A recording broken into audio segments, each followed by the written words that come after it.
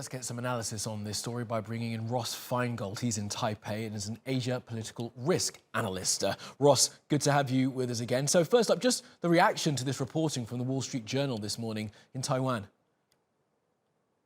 Not much reaction here in Taipei, simply because the presence of U.S. military trainers in Taiwan has been reported previously. There were media reports about this last November, this past May, and even in the years past, whether it's trainers or observers or U.S. military officers who are based at the de facto American embassy here in Taipei as military attaches, even if they might use a different name. The fact is that this level of interaction between the U.S. and Taiwan militaries have taken place for many years, and they're really not a secret. There seems to be, at least from the Taiwan perspective, much ado about something that we already all knew existed. Yeah, well, this will be the first time that it's been confirmed in the reporting, I understand it. And the first time that we've heard who is there, Special Forces and the Marines. Of course, we'll all remember that the US has sent military advisors all over the world, and those military advisors often turn out to be fighting troops.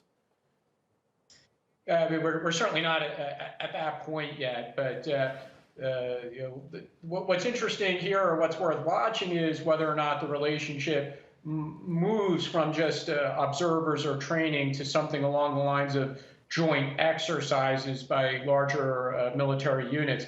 Taiwan does train its Air Force pilots in the United States, for example, but we don't have that level of U.S. forces currently present here in Taiwan. And again, the fact that trainers have been here is really not news. What would be news if there was a larger U.S. presence here, but that doesn't seem to be the case for now. And what's this going to do then, Ross, for the situation with China? When you and I last spoke, there'd just been all those incursions into the Taiwanese air defense zone. We've seen some angry statements from China. It could be angrier, but what do you think this is going to do for the relationship in the coming days and weeks? Yeah, the interesting thing there is that even if this news that was in the Wall Street Journal, again, for a lot of people here in Taipei, is not really news, but because it's so public and it's an expression of whether U.S. or international support for Taiwan by various stakeholders, whether that's governments, military, friendly international media, China will react to that because they don't like the message to go out that there is an increasing support for Taiwan.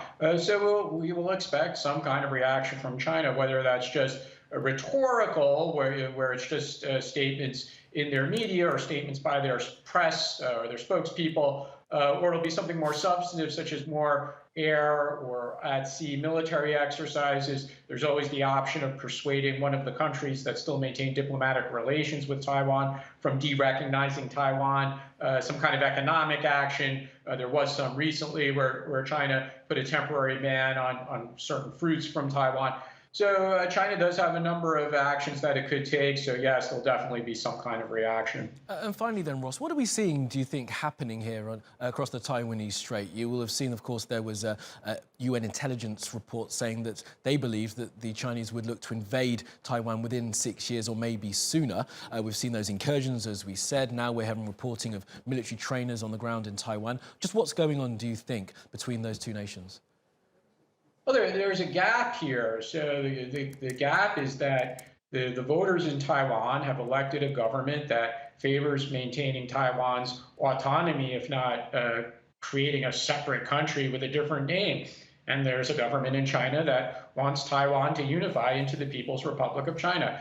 So the gap in how the two sides perceive the relationship between Taiwan and China continues to increase. But again, the important thing to keep in mind is that this is in response to the voter preference, at least as expressed in the most recent two national elections here in Taiwan. The next national election is not until 2024. So whether China's actions will persuade voters to take a view that's more favorable to China, at least as of now, it looks unlikely. Okay, Ross Feingold there in Taipei. Do appreciate your analysis.